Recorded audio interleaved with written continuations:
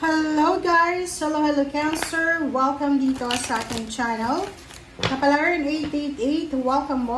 Alamin natin kung anong messages, vibration, gabay energy para sa lahat ng Cancer. This is general reading, so pwede kang makaresonate. Cancer, please, if you're new to my channel, please like, share, and subscribe. Paki-click ang subscribe button, join kung gusto mo mag-join sa membership. And please connect your intuition sa mga baraha na lumalabas dito sa aking tarot reading. And if nagustuhan mo yung ating video, please share it sa iyong Facebook. Meron dyan na button or meron dyan na option sa ilalim na pwede mong i-share sa Facebook mo. Okay. Cancer. Imprisonment. Wow. Okay, comment down below if you resonated, Cancer. 11 and 37. So, parang ang nakikita ko dito, this is for the message. This is message for the Cancer. August 1 to 15 siya eh. So, sinasabi ng baraha sa'yo, Cancer, na possible na kasalukuyan you are suffering financially or you're suffering emotionally or marami kang mga problema ngayon na hinahandle. Especially yung mag-asawa. Kung mag-asawa kayo, pareho kayong water sign. It's either pareho kayong Cancer, ikaw Cancer, Scorpio, yung asawa mo. Sinasabi ng baraha na maybe you're suffering financially. Sobra-sobra yung paghihirap nyo sa financial. But, sinasabi ng baraha sa'yo dito na meron kang minamanifest eh. Diba? Yung parang imprison ka sa kahirapan. Yung parang gusto mong makaalis sa kahirapan, gusto mong makaalis sa problema, pero ang daming parang pumipigil sa'yo eh. Diba? Ang daming gulo, ang daming mga sagabal na kailangan mong i-overcome. Eto, sinasabi ng baraha sa iyo, Cancer, na yung poverty na to, this is completion na siya. Kumbaga, meron kang minamanifest ngayong August 1, simula August 1 kasi yung reading natin, na parang sinasabi mo sa sarili mo na hindi ako papayag, na hindi ako makaalis dito sa problema na to sa pera. Okay? Parang ganun, or family problems or anything. So, nakikita ko sa'yo dito na posibleng ikaw ay literal kang gagawa ng paraan para makalabas ka dyan sa sitwasyon na yan na medyo stagnant, medyo entrap ka.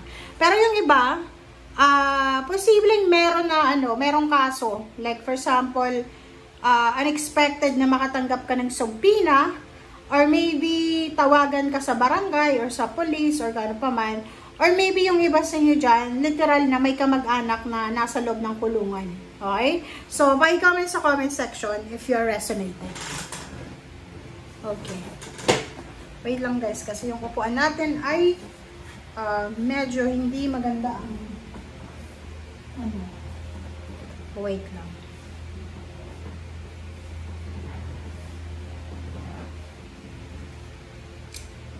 Okay, tingnan natin dito sa second deck, Cancer.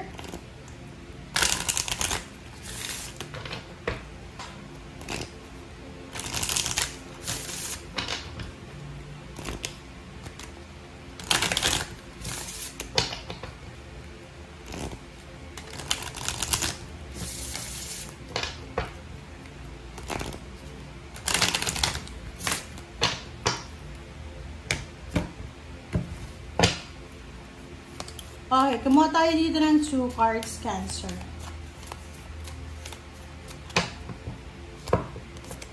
First card is Dreamtime, Creation, and Shape-Shifting. Wow! So, parang yun na nga. This is a confirmation na mayroong mga Cancer talaga na simula August 1, 2025, gagawin talaga nila ang lahat para ayusin kung ano yung mga bagay na hindi maayos sa buhay nila. Kumbaga, initiative eh. So, punong-puno ka ng initiative para makaalis sa sitwasyon na ayaw mo. So, nakikita ko sir dito na yung parang ano to, parang siyang nagmumold, 'di ba?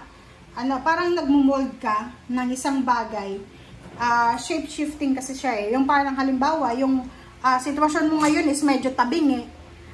Susubukan mo talaga. This is creation. New beginning siya. Zero the fall. Impress. Susubukan mo talaga na yung tabing eh, maayos mo siya. And at the same time, diba, nung reading mo, yung upuan ko, biglang tumabingi siya.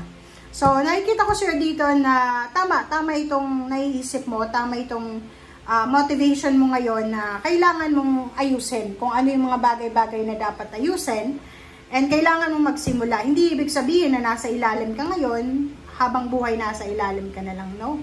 Bilog ang mundo eh. 'Di ba? As long as na hindi ka tatambay lang, as long as na hindi ka magiging tamad, lahat ng pangarap mo sa buhay makukuha mo. Okay? Lalo sa panahon ngayon, guys, ang discarding ngayon is pasipagan na eh. Kung sino yung pinakamasipag, siya yung magkakamit ng maraming pera. Pero kung pahiga-higa ka lang, patambay-tambay lang, walang mangyayari sa buhay mo. Hindi na uso ngayon yung patambay-tambay lang. Ang mahal ng bilihin, ang hirap ng buhay.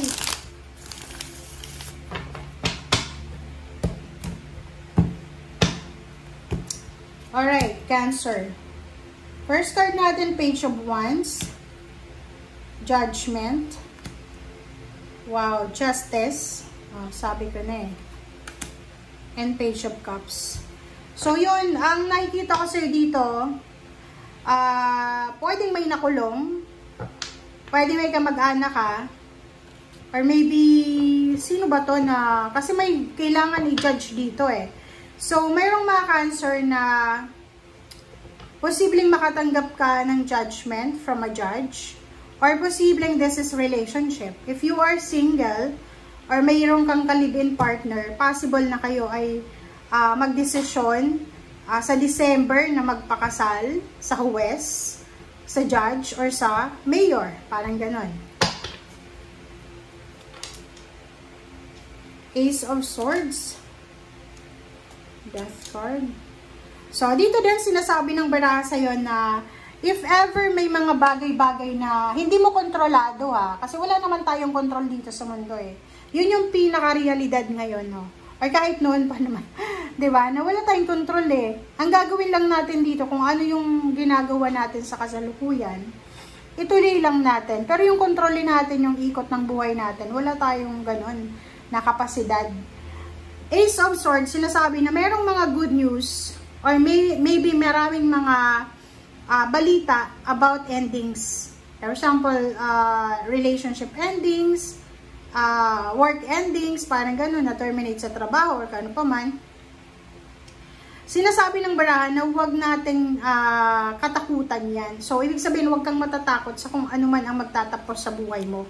Kasi, sinasabi ng the moon dito na kailangan mo daw harapin yung mga bagay-bagay na yan. Kahit na parang feeling mo pagod ka na.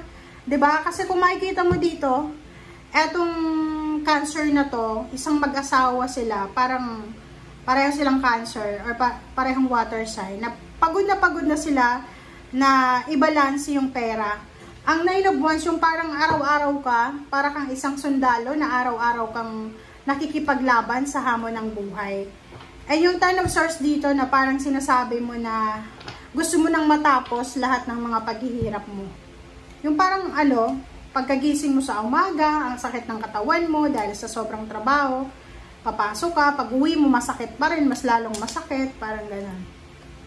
Okay, so last 4 cards natin.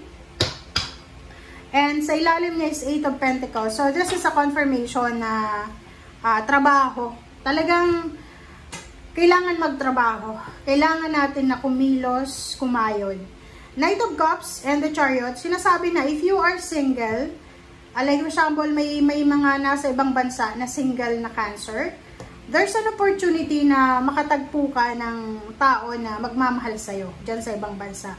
Pwedeng makatagpo ka ng mapapangasawa dyan sa ibang bansa, or posibleng for example lang ha, hindi ka naging mapalad sa Pilipinas and posibleng sa ibang bansa, posibleng sa ibang lugar, hindi naman talagang sinasabing ibang bansa, ibang lugar, ibang location, ibang lugar, pwedeng doon ka magiging mayaman, magiging successful, or doon ka magkakaroon ng katahimikan sa iyong buhay, emotional or financial.